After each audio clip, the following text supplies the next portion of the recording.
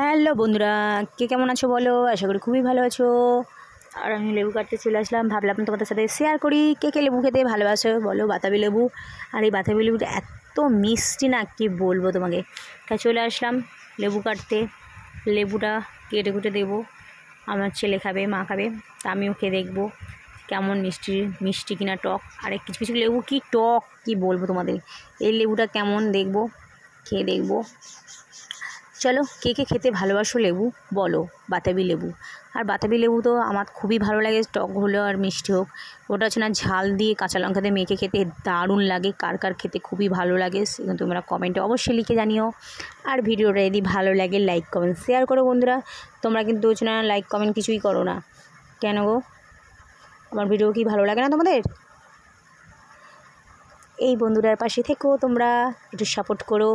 Tata, অনেক অনেক ভালো থেকো, সুস্থ থেকো। আর চলো লেবুটা কাটা হোক, আর আমি দেখি, খেয়ে দেখি মিষ্টি কিনা টক।